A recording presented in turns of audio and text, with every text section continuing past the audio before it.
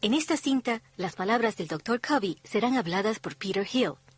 Primero, el Dr. Covey explicará las ideas fundamentales en que se basan los 7 hábitos de las personas altamente eficaces.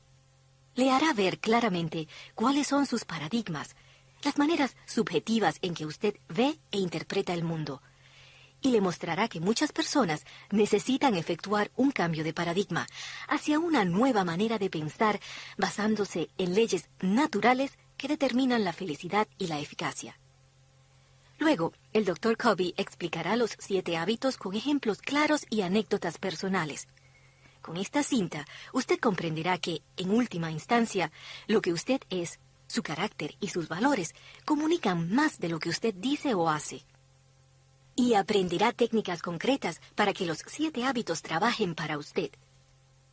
Los 7 hábitos de las personas altamente eficaces son tan básicos que no solo se aplican a individuos, también se aplican a matrimonios, familias, negocios, de hecho, a organizaciones privadas y públicas de todo tipo.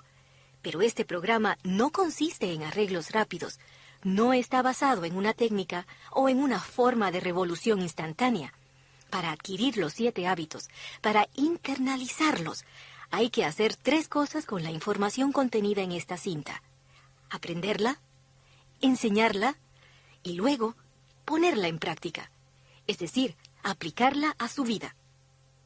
Esfuércese para comprender. En otras palabras, aprenda. Trabaje con su mente. Piense profundamente, en forma sostenida, sobre este material. Segundo, enséñelo a otros. Enséñelo poco después de aprenderlo. Con esto quiero decir dentro de las 24 o 48 horas. Simplemente aprenderá mejor al enseñar. Todos hemos tenido esa experiencia porque todo nuestro sentido de responsabilidad aumenta significativamente al saber que tenemos que enseñarle a otra persona o a otro grupo lo mismo que estamos aprendiendo. Sencillamente porque al enseñar este material uno está haciendo una declaración. Se compromete socialmente y esto fortalece su propia motivación de vivir el material, de vivir los principios, de cultivar los hábitos. Una cosa que sucede cuando decide enseñar algo es que su rol cambia. Ya no es alumno, sino profesor. En su mente adquiere otro papel, otra imagen de sí mismo. Si de veras quiere mejorar significativamente el comportamiento de las personas, tiene que cambiar las imágenes que ellos tienen de sus papeles. Permítame usar un término científico para explicar lo que estoy presentando. Se llama paradigma. Un paradigma es la manera en que usted ve al mundo, la forma en que ve al universo.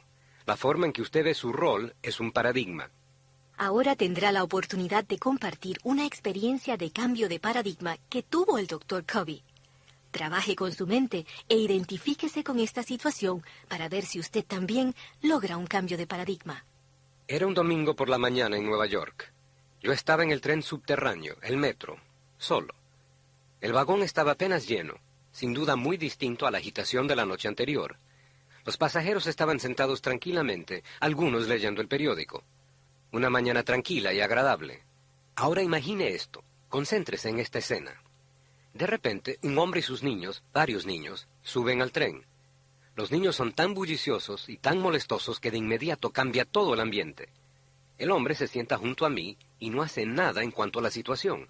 Los niños gritan de aquí para allá, arrojando cosas, incluso arrebatando los periódicos de los pasajeros. Es un verdadero alboroto. El hombre no hace nada.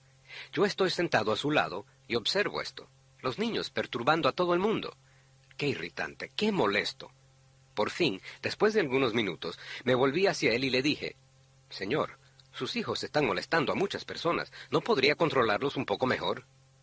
El hombre, que miraba hacia abajo, levantó la mirada como si tomara conciencia de la situación y dijo: «Supongo que debería hacer algo, pero venimos del hospital donde su madre acaba de morir hace una hora.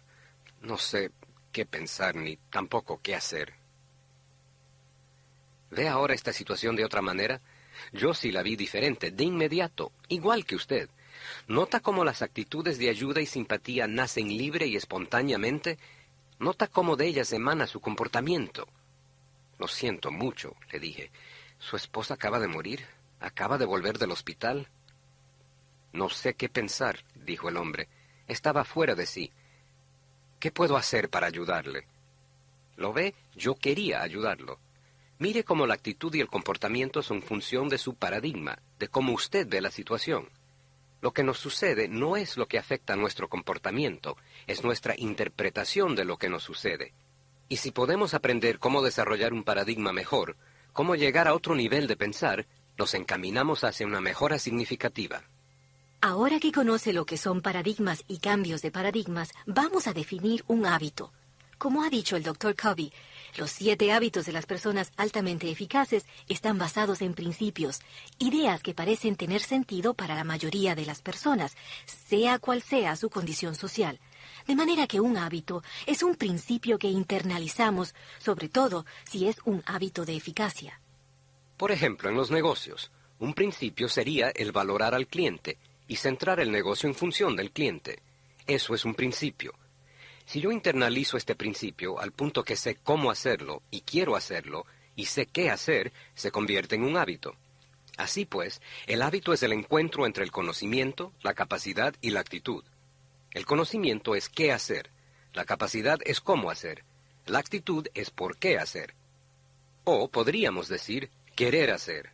Por ejemplo, quizás yo sepa cómo tratar al cliente con aprecio para forjar esa relación, y quizás sepa qué deba hacer, pero no quiera hacerlo. Quizás porque sienta que a mí no se me trata de igual manera.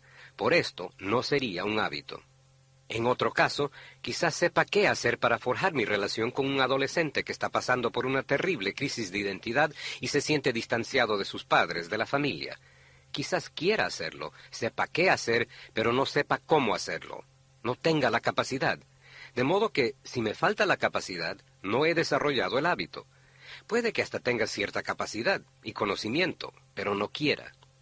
Un hábito es el encuentro entre el qué hacer, o el conocimiento, el cómo hacer, o la capacidad, y el por qué hacer, el querer hacer, o la actitud. Cuando estos 3 elementos se juntan, hemos adquirido un hábito. Hay una palabra más en el título de esta cinta sobre la cual estará pensando, eficaz, ya que los 7 hábitos son hábitos de eficacia. Definamos esta palabra. ¿Qué quiere decir eficacia? Es un término muy interesante. Quisiera darle una definición muy sencilla. Yo la llamo el equilibrio PCP. P significa producción de resultados deseados. CP significa capacidad de producción. Para ilustrar rápidamente, usted quiere tener una casa limpia. Quiere que el cuarto de los niños esté ordenado y limpio, ¿verdad? Este es el resultado deseado. Esto es P, producción del resultado deseado. CP significa que su niño se compromete a mantener su cuarto limpio de buena manera, sin que usted tenga que recordárselo, regañarlo, supervisarlo, engatusarlo, manipularlo, amenazarlo, golpearlo, sobornarlo. Eso es CP. Ahora bien, se puede lograr una habitación limpia haciéndolo usted mismo.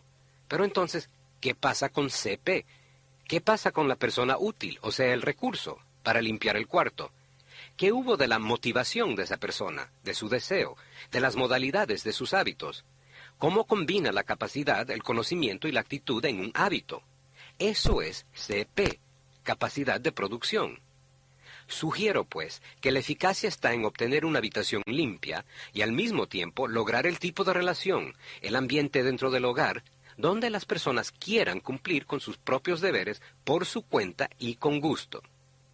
Estoy seguro que todos hemos estudiado a Esopo, que alguna vez hemos escuchado sus fábulas. La que me gusta usar cuando enseño el equilibrio PCP es la del granjero, que se encuentra en muy mala situación, muy bajo de espíritu, totalmente empobrecido. Un día descubre que su gallina favorita ha puesto un huevo de oro reluciente, se estremece de emoción, pero de inmediato dice, alguien me está engañando, es un fraude, y tira el huevo al monte, pero reconsidera y dice, bueno, no tengo nada que perder. Lo examina y ve que es oro puro. No lo puede creer. Una fortuna caída del cielo. Al día siguiente encuentra otro. Lo examina y de nuevo oro puro. Al día siguiente la misma cosa. Día tras día regresa y de pronto llega a ser fabulosamente rico. Pero también quiere todos los huevos de oro y los quiere de inmediato. Debido a su codicia, le corta la cabeza a la gallina para sacar todos los huevos de una vez y no encuentra ninguno. Mantener el equilibrio PCP, el equilibrio entre el huevo de oro, la cosa que deseamos, la producción, y la salud y el bienestar de la gallina, la capacidad de producción, suele exigir un juicio delicado.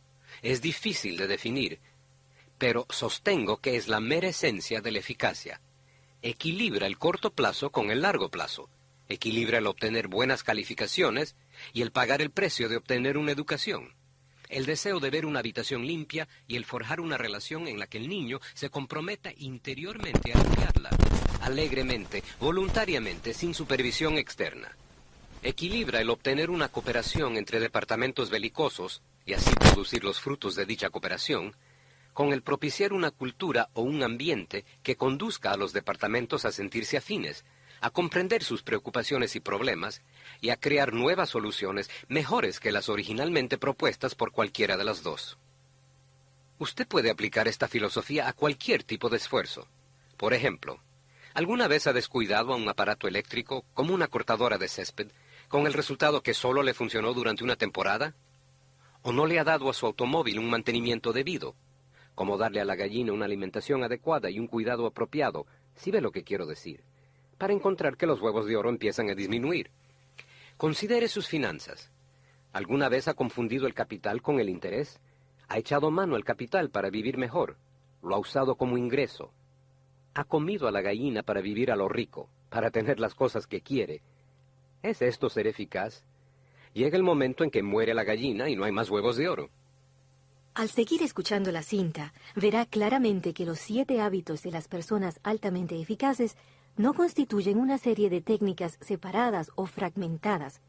Lo conducirán sucesivamente, progresivamente, a lo que el Dr. Covey llama un continuo de madurez, que va desde la dependencia a la independencia hasta la interdependencia. Por ejemplo, cuando usted era niño, dependía totalmente de los demás para cuidarlo y guiarlo. Poco a poco, al crecer, se volvió cada vez más independiente hasta que por fin pudo hacerse cargo de su persona. Y a medida que sigue creciendo y madurando, toma cada vez más conciencia de que todo en la naturaleza y en la sociedad es interdependiente. De igual manera, los 7 hábitos impulsan su crecimiento y madurez a lo largo de un continuo. La dependencia es la actitud del tú. Tú te ocuparás de mí. Tú sacarás la cara por mí. Tú me fallaste. Te culpo a ti por estos resultados. La actitud de independencia es la del yo. Yo puedo hacerlo. Yo lo haré. Autosuficiencia. Se necesita confianza en sí mismo para ser independiente. La actitud o la palabra símbolo de la interdependencia es nosotros. Nosotros podemos hacerlo. Nosotros lo haremos. Nosotros cooperaremos. Nosotros lograremos esto. Las personas dependientes necesitan de los demás para lograr lo que desean. Las personas independientes pueden lograr lo que desean gracias a su propio esfuerzo. Las personas interdependientes combinan sus esfuerzos con los esfuerzos de otros para lograr lo que quieren. Es fácil ver que la interdependencia es mucho más madura que la independencia. Considere lo que aprendemos en el campo de la ecología. Recientemente leí un artículo sobre lo que sucede al talar los bosques tropicales en Sudamérica. El efecto que esto tiene sobre el clima, la vegetación, la fauna y la humanidad en otras partes. Muchas personas están especulando sobre este agujero en la capa del ozono, su enrarecimiento, el aire malo, el agua mala que pueden producirse cuando las personas violan los principios ecológicos. Todo se relaciona entre sí con un efecto de dominó.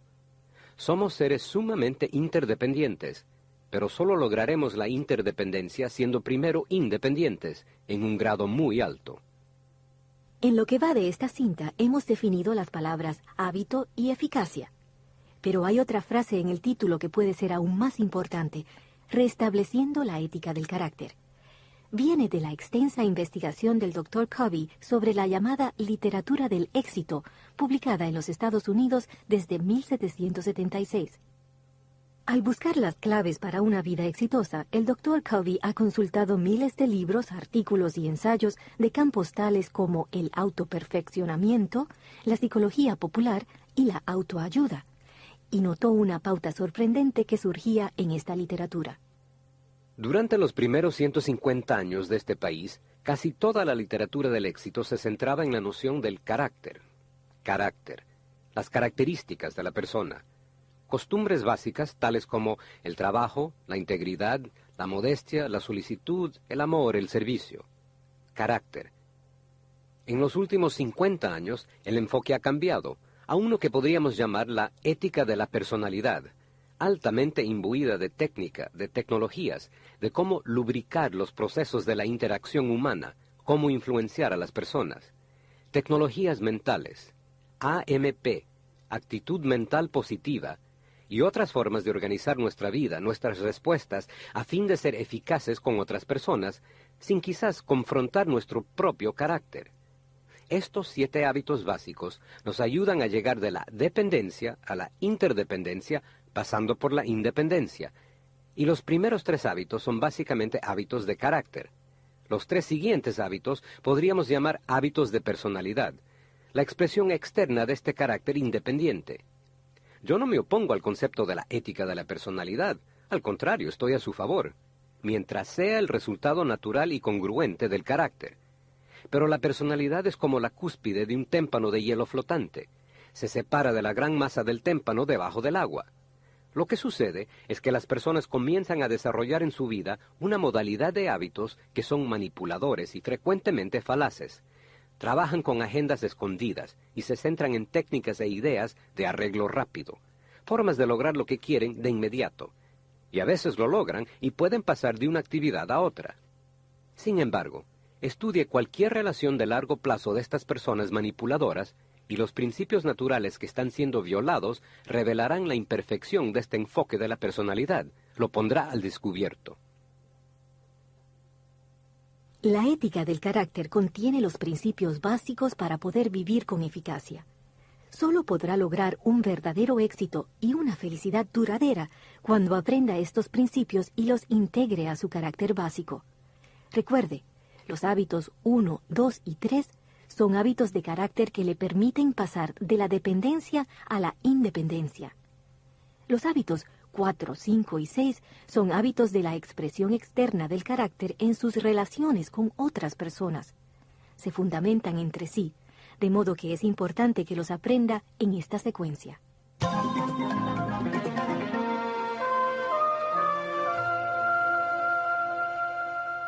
Hasta este punto, hemos estado sentando una base para ayudarle a comprender plenamente los 7 hábitos de las personas altamente eficaces. Ahora es tiempo de explicar los propios hábitos. El primer hábito es el de la proactividad. Sea proactivo. La palabra proactividad es muy común en la literatura de la administración de empresas, pero rara vez la encontrará en un diccionario. No solo significa tomar la iniciativa, significa que, como ser humano, usted se hace responsable de su propia vida. Examine la palabra responsabilidad, la habilidad de elegir su respuesta. Responsabilidad. Yo sugiero que las personas eficaces son proactivas, es decir, asumen responsabilidad.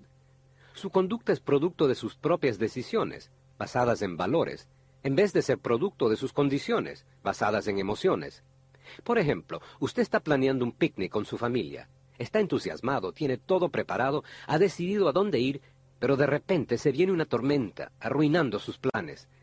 Las personas proactivas llevan el clima por dentro.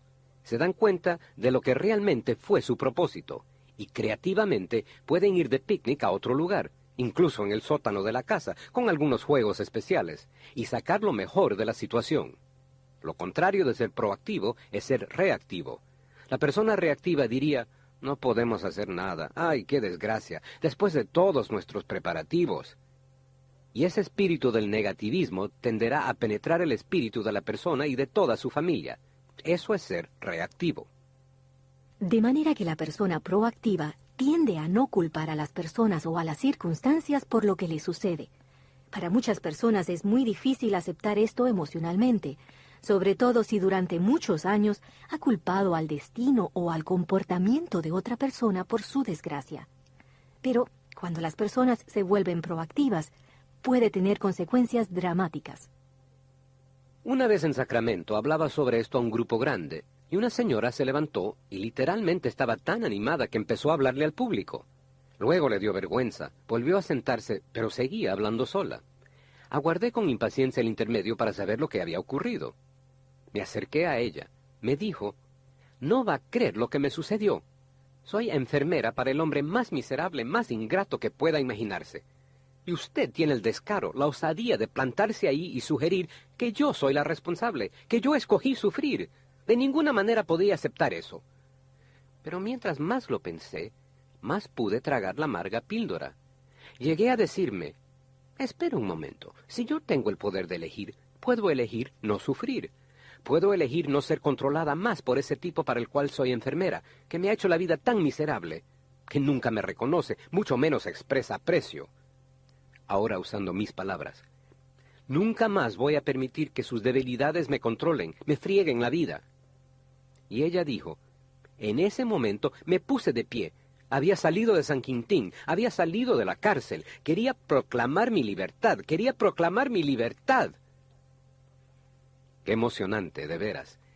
Ella nunca había conocido nada como el darse cuenta de que uno puede elegir su propia respuesta a cualquier cosa que le sucede. El ser proactivo realmente solo es ser fiel a nuestra naturaleza humana. La naturaleza básica es la de actuar en lugar de que se actúe sobre nosotros. Eso es cierto a pesar de teorías mundialmente aceptadas del determinismo, usadas para explicar la naturaleza humana. El determinismo dice que en realidad uno no elige nada. Lo que llamamos opciones solo son respuestas automáticas a condiciones o estímulos externos. Hay 3 tipos de determinismo. El primero se llama determinismo genético. Esto significa que la culpa es de sus abuelos. Es la razón por la cual usted tiene mal genio, porque así eran sus padres, y además usted es irlandés, y así son los irlandeses. Sí, me enojo rápidamente, como todos en mi familia de generación en generación. El segundo se llama determinismo psíquico, y dice que la culpa es de sus padres. Por eso es pájaro nocturno. No sirve para nada en las mañanas, ¿verdad? Sus padres tampoco. O es compulsivamente puntual. Si llega tarde se vuelve loco, lleno de culpabilidad, porque recuerda en su más profundo interior el guión emocional de cuando era muy vulnerable y tierno y dependiente. Recuerda el castigo que recibió, el rechazo, la comparación con los demás, cuando llegaba tarde a la escuela o a una cita o algo semejante. Eso se llama determinismo psíquico. El tercero se llama determinismo ambiental, y dice que su jefe tiene la culpa, o su cónyuge, el adolescente malcriado. Eso es lo que está alborotando su vida doméstica o su situación económica. Por eso es tan infeliz y miserable. O debido a políticas nacionales, o a la falta de ciertos programas, o a lo que sea. El lenguaje de las personas reactivas, de personas determinadas por su ambiente, o por su condición, o por su constitución genética es, no lo puedo hacer, así soy yo. No puedo, no tengo tiempo. Tengo que, debo. ¿Lo ve? Todo el espíritu del lenguaje es la transferencia de responsabilidad. Yo no soy responsable, no soy capaz de elegir mi respuesta. El espíritu es, yo no soy responsable. Psicológicamente no es esto más fácil que decir, soy un inconsciente e irresponsable.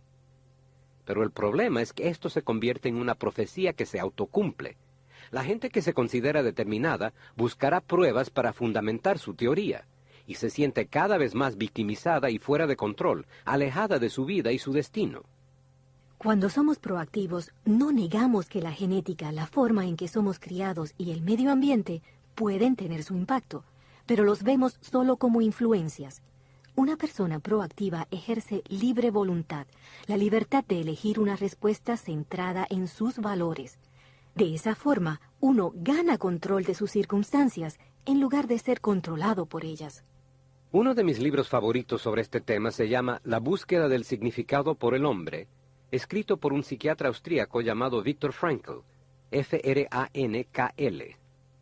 En su libro, describe sus experiencias en los campos de concentración de la Alemania nazi durante la Segunda Guerra Mundial, donde fue internado como prisionero político judío. Es duro describir la profundidad del dolor, la tortura, la indignidad que sufrió. He leído muchos de sus otros libros para tratar de entender mejor cómo desarrolló sus teorías de la logoterapia. Logo significa significado.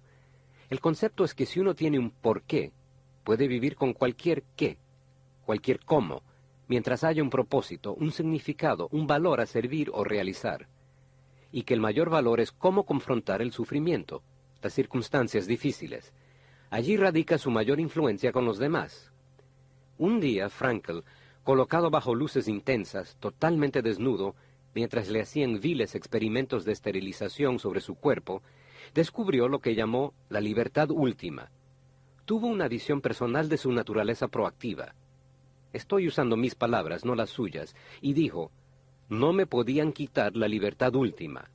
Podían herir mi cuerpo, pero no me podían herir a mí, que vivo dentro de ese cuerpo. Y a través de una serie de disciplinas, mentales, emocionales, morales, principalmente usando la memoria y la imaginación, utilizó su pequeña libertad embriónica, haciéndola crecer cada vez más, hasta sentirse más libre que sus captores. Ellos tenían más libertad que él. Tener libertad es una condición del ambiente. Ser libre es condición de la persona. Tener libertad significa que uno puede elegir entre muchas opciones dentro del ambiente.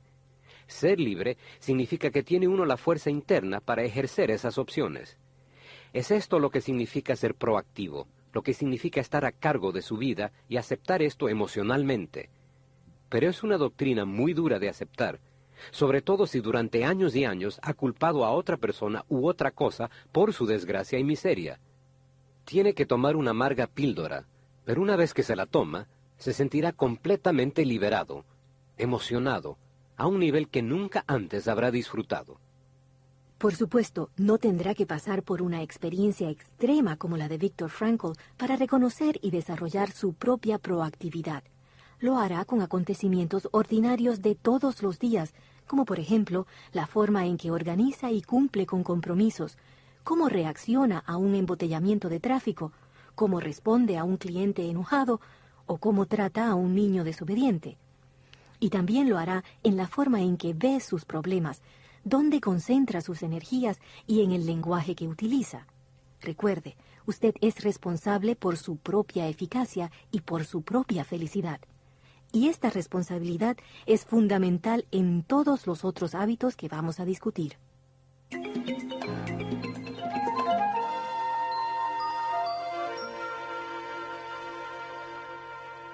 El hábito número 2. Empezar con el fin en la mente. Literalmente, esto significa empezar hoy con una imagen o fotografía del fin de su vida como marco de referencia, como el criterio a usar para examinar todo lo demás en su vida. Si le gustaría saber cómo es esto, trate ahora mismo este ejercicio de visualización. Piense por un momento que está asistiendo al funeral de un ser querido. Véase mentalmente asistiendo al funeral en un automóvil. Está llegando. Es una iglesia. Toma un asiento atrás. Y poco a poco se da cuenta de que es su propio funeral. Es usted en el ataúd, dentro de 3 años. Hay 4 oradores. El lugar está lleno. Hay un gran sentimiento de amor, aprecio y del valor resonante de esta persona, de su vida. Los 4 oradores son uno de su familia. No solo su familia inmediata, sino también sus tíos, tías, primos, abuelos que han venido de todo el país. Otro orador es un amigo, que habla de lo que usted fue como persona, como amigo. Otro es un compañero de trabajo, de su profesión o de alguna actividad externa. Y un orador de su iglesia o de alguna organización comunitaria en la que usted prestaba servicio. Ahora piense, ¿qué le gustaría que dijeran de aquí a 3 años acerca de usted, como miembro de una familia intergeneracional extensa, como amigo, como compañero de trabajo o como funcionario público? ¿Qué le gustaría que dijeran sobre su carácter, de sus aportaciones y sobre sus logros? Piense con cuidado sobre estos roles y escriba los elogios. Si desea examinar cuidadosamente sus respuestas a las preguntas que acaba de hacer el Dr. Covey, detenga la cinta por unos minutos y reflexione.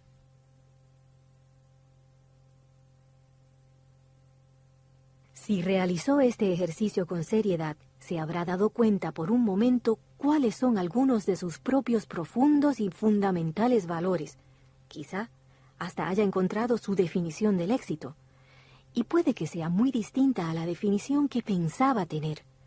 Este hábito de empezar con el fin ya en mente significa empezar con una clara comprensión de su destino y se basa en la idea de que todas las cosas son creadas 2 veces.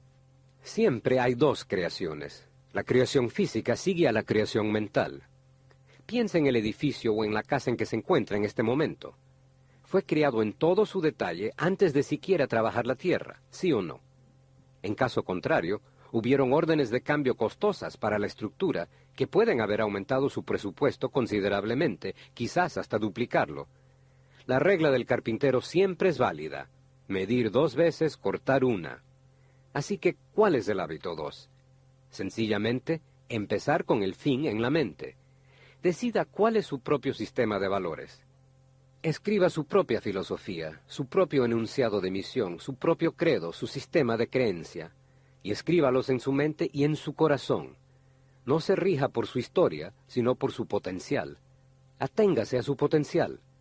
Y si aprende a imaginar con suficiente intensidad y también a recurrir mucho a su sentido interno o a su conciencia de lo que es bueno o malo, llegará a detectar los principios fundamentales que se relacionan con su vida, y los puede destilar en forma de un enunciado de misión, o un sistema de valores, o una declaración de propósito, llámelo lo que quiera. Esta es la esencia del hábito 2. Podríamos llamar al hábito 2 el hábito del liderazgo personal. Como escuchará en la parte siguiente de la cinta, el hábito 3 es llamado el hábito de la administración personal. Antes de continuar, vamos a definir lo que entendemos por liderazgo y administración. Liderazgo tiene que ver con dirección. La administración se centra en velocidad, coordinación, logística, ir en esa dirección.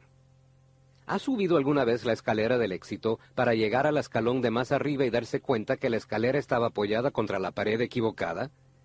Para comprender claramente la diferencia entre administración y liderazgo, imagínese la siguiente escena. Un grupo cruza la selva abriendo camino con sus machetes. Son los trabajadores.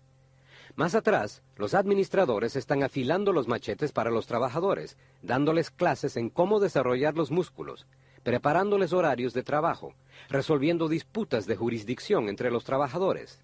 El líder trepa el árbol más alto, observa la escena, estudia el panorama grande y grita: ¡Nos equivocamos de selva! Y todos los administradores le gritan de vuelta: ¡Cállate, estamos avanzando! Somos administradores de cosas, líderes de personas. Sin embargo, la administración también es importante. Una vez que decidimos las cosas correctas que debemos hacer, queremos hacerlas bien.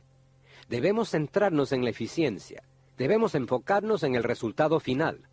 Pero el hábito 2 está enfocado hacia el liderazgo, que viene en primera instancia. Fundamentalmente, ¿qué queremos hacer? Para aclarar este punto, veamos un ejemplo de la diferencia entre el liderazgo y la administración. Viene de la extensa experiencia del Dr. Covey como consultor a corporaciones. Me acuerdo que hablaba sobre esto en Seattle, en uno de nuestros programas para la formación de ejecutivos que duran 1 año. En la sesión final, en el último mes, el presidente de una compañía petrolera se me acercó y me dijo: Stephen, cuando mostraste la diferencia entre liderazgo y administración, en el segundo mes, pensé en mi rol como presidente de esta compañía y me di cuenta que realmente nunca había ejercido el hábito 2. Nunca me interesé por el liderazgo. Estoy muy enterrado en la administración, inundado por los detalles de la administración logística cotidiana. O como una persona lo ha dicho, la densa red de las cosas tenues. Así que decidí retirarme de la administración, conseguir que otras personas desempeñaran esta función necesaria y entrar de fondo al liderazgo. Fue tan duro. Sufrí muchas penurias porque estaba mirando a largo plazo, evitando encarar muchos de los asuntos apremiantes y urgentes que tenía frente a mí. No obtuve muchas satisfacciones cuando empecé a ocuparme con los problemas del liderazgo superior, la cultura organizacional, el análisis profundo de los problemas, el aprovechamiento de nuevas oportunidades. También otros padecieron las penurias de mi retiro, puesto que echaban de menos mi anterior accesibilidad. Querían que yo estuviera disponible para ellos como antes, para responder y resolver. Querían que yo fuera administrador. Pero yo persistí, totalmente convencido de que necesitaba ejercer el liderazgo, y lo hice. Hoy en día, 11 meses después de su cambio de paradigma, él dijo: toda nuestra empresa es diferente. Interactuamos adecuadamente con nuestro ambiente, hemos duplicado nuestras ventas y cuadruplicado nuestras ganancias. Ahora estoy ejerciendo liderazgo. Como ha mencionado el Dr. Covey, la clave del hábito número 2 es desarrollar y escribir un enunciado de misión, una afirmación de lo que usted espera de su vida y de los valores y principios en los cuales está basada su vida. Puede ser una herramienta útil para corporaciones, pero también es importante para los individuos o familias o grupos de cualquier tipo. Recientemente, nuestra familia reformuló nuestro enunciado de misión como familia para reflejar más o menos cómo la situación es ahora y para mejorarla, reforzarla. Y fue una experiencia valiosa. La verdad es que aún estamos en el proceso. Estoy convencido de que no se debe hacer rápidamente.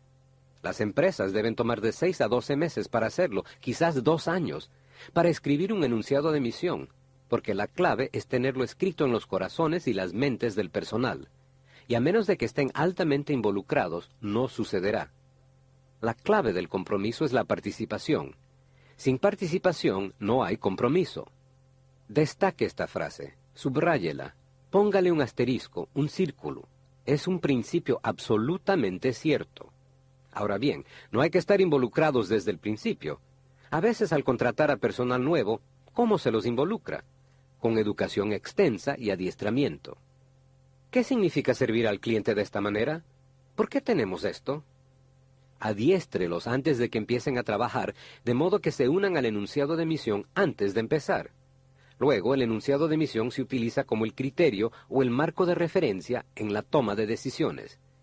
¿Cómo nos relacionamos con el cliente? ¿Cómo nos interrelacionamos entre nosotros? El enunciado afecta el estilo de los administradores y de los líderes. Afecta lo que se otorga dentro del sistema de recompensa. Afecta el tipo de persona que usted contrata, que atrae. Afecta cómo los adiestra y los desarrolla. Esto es el hábito 2. Es la determinación de desarrollar un centro, de centrarse, alrededor de un conjunto de principios, valores y propósitos que trascienden lo cotidiano. El hábito 3, poner primero lo primero, es el hábito de la administración personal. Este hábito tiene que ver con las múltiples preguntas que surgen en el campo de la administración del tiempo. El verdadero desafío en sí no es la administración del tiempo, sino la administración de uno mismo. Tomar control del tiempo y de los acontecimientos en su vida, viendo cómo se relacionan a su misión. 2 dimensiones, importancia y urgencia, crean categorías de demanda sobre el tiempo. Vamos a definir estos términos. Importante significa que se vincula al hábito 2, su misión, sus roles, sus metas. Es eso lo importante, es el hábito 2. Usted ha decidido lo que es importante. Ha decidido sobre qué pared va a apoyar su escalera.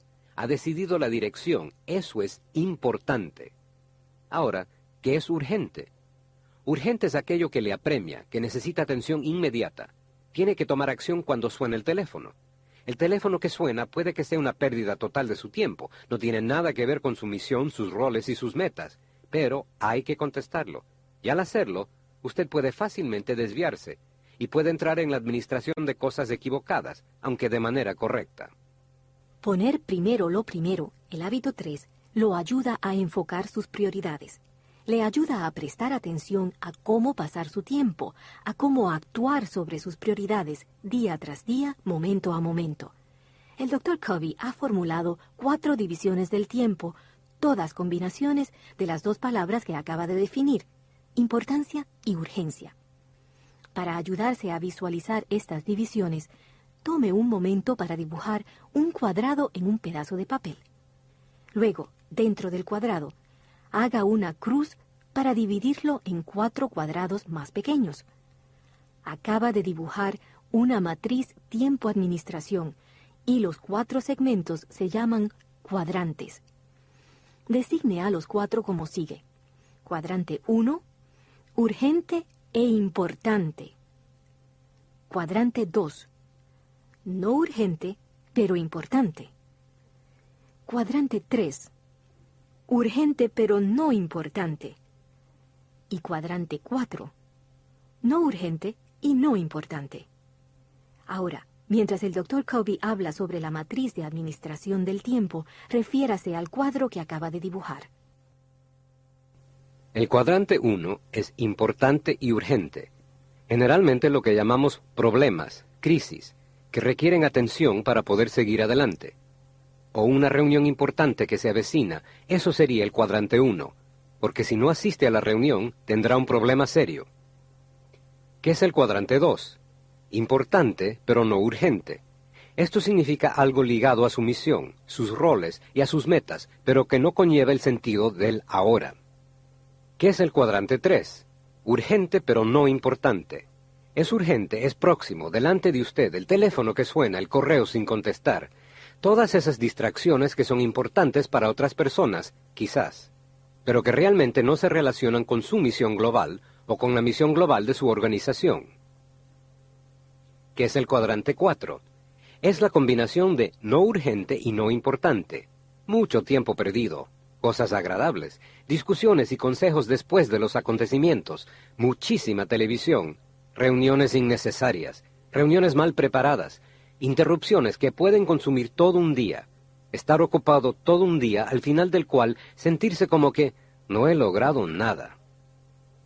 Ahora, piensa en una actividad de su vida, una actividad que si la lleva a cabo estupendamente bien y consistentemente, tiene la absoluta certeza de que producirá resultados maravillosos, el tipo de resultado que usted desea.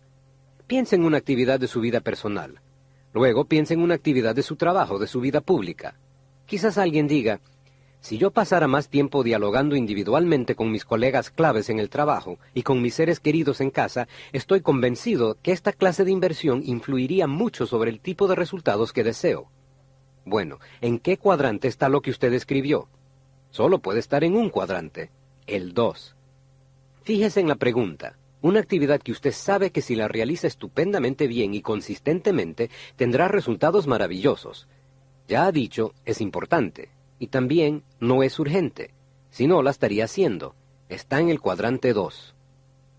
Al continuar con los 7 hábitos de las personas altamente eficaces, encontrará que todos están en el cuadrante 2, importante pero no urgente. Y en los negocios el Dr. Covey ha constatado que el cuadrante 2 es la clave de la administración. El gran filósofo italiano en el campo de la eficiencia, Pareto, formuló la regla del 80-20. El 80% de los resultados emanan del 20% de las actividades. Estas son todas actividades del cuadrante 2, todas. ¿Qué le sucede al cuadrante 1 si se descuidan las actividades del cuadrante 2? Si se descuida la prevención, ¿qué sucede con los problemas? Van a aumentar y aumentar hasta que casi no habrán otros cuadrantes. Posiblemente consuma su vida. Esto se llama administración por crisis. Y la administración por crisis lo golpea, lo quema, lo agota y se hace enorme. ¿Qué pasará con el cuadrante 1 si usted se ocupa del cuadrante 2? Se hará más y más pequeño. Le quedará un poco, cosas que no había anticipado para nada. Parte de esto provendrá de cambios constantes en nuestro medio ambiente. Pero será manejable, será viable, y sentirá que dedica más tiempo a la prevención y a la búsqueda de oportunidades. Ahora, ¿de dónde va a obtener el tiempo y la atención para el cuadrante 2? Tiene que venir de los cuadrantes 3 y 4. El cuadrante 4 es totalmente inútil. ¿Puede nombrar una cosa de valor en el cuadrante 4? El tiempo libre. ¿Es importante el tiempo libre? Sí, por eso está en el cuadrante 2. No hay nada de valor en el cuadrante 4. El cuadrante 3 básicamente no tiene valor tampoco, salvo para otras personas.